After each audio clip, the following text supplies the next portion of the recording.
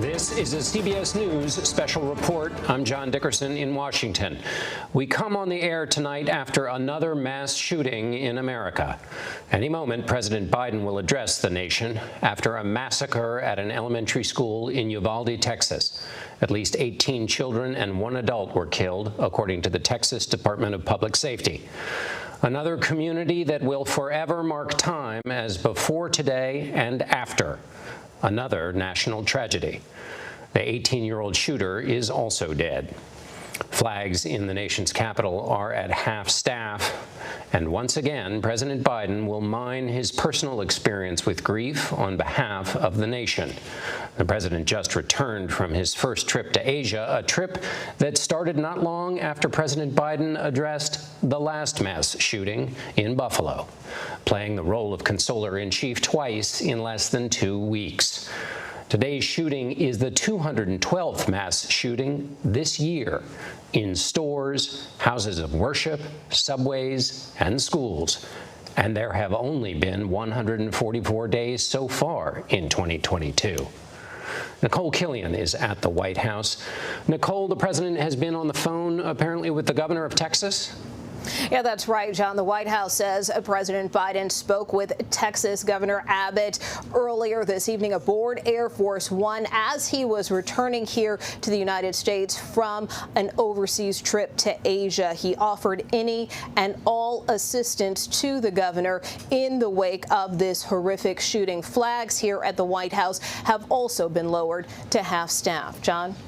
And President and Dr. Biden have just entered the Roosevelt Room of the White House. Let's listen in.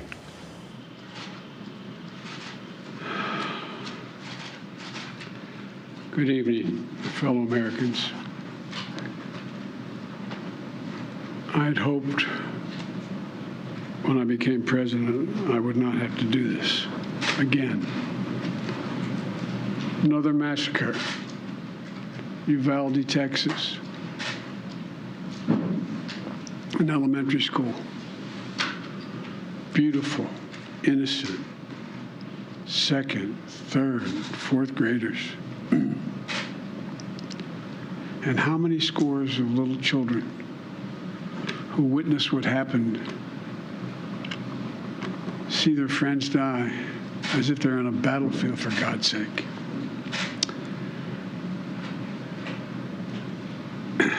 They'll live with it the rest of their lives.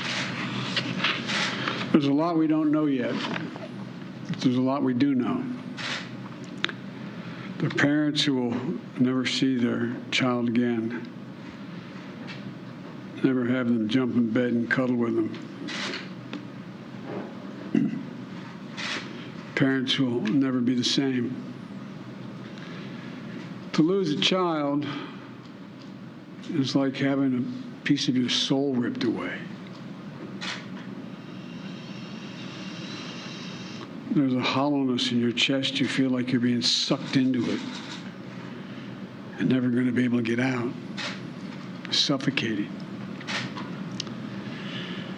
And it's never quite the same. It's a feeling shared by the siblings and the grandparents and the family members and the community that's left behind. Scripture says, Jill and I have talked about this in different contexts, in other contexts. The Lord is near to the brokenhearted and saves the crushed in spirit. So many crushed spirits. So tonight, I ask the nation to pray for them.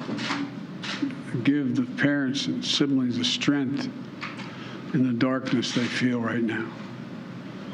As a nation, we have to ask, when in God's name are we going to stand up to the gun lobby?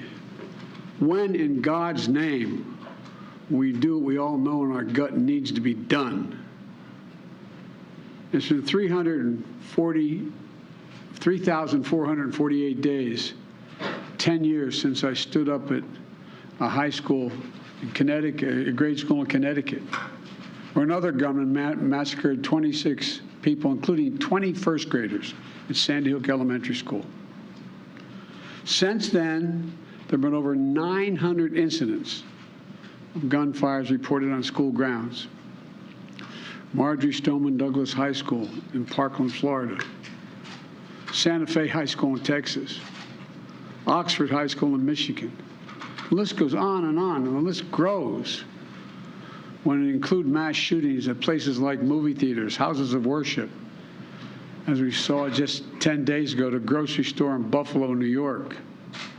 I am sick and tired of it. We have to act. And don't tell me we can't have an impact on this carnage.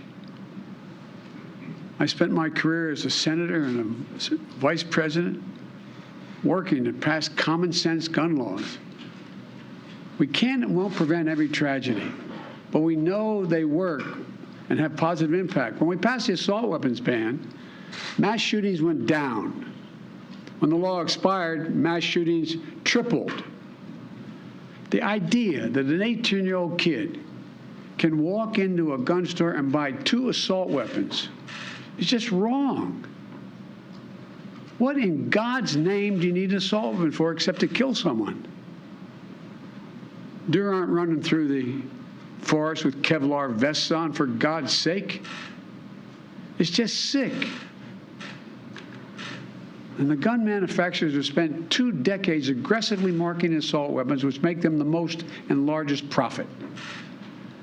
For God's sake, we have to have the courage to stand up to the industry. Here's what else I know.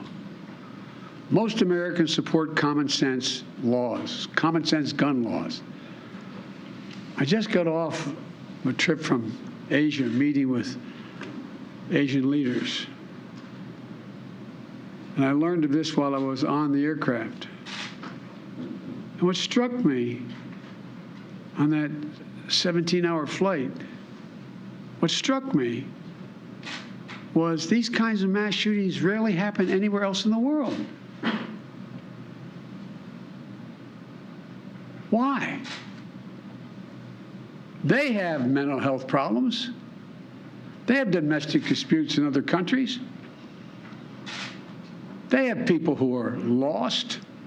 But these kinds of mass shootings never happen with the kind of frequency they happen in America. Why? Why are we willing to live with this carnage? Why do we keep letting this happen? Where in God's name is our backbone to have the courage to deal with it and stand up to the lobbies? It's time to turn this pain into action for every parent, for every citizen in this country.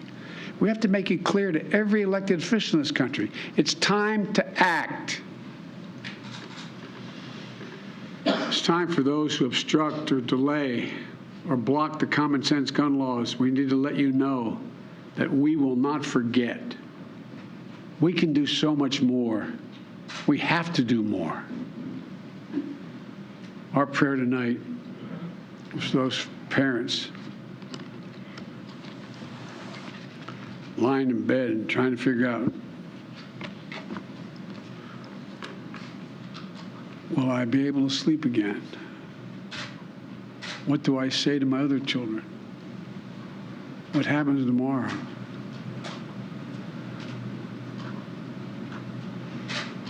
May God bless the loss of innocent life on this sad day. And may the Lord be near the brokenhearted and save those crushed in spirit, because they're going to need a lot of help and a lot of our prayers.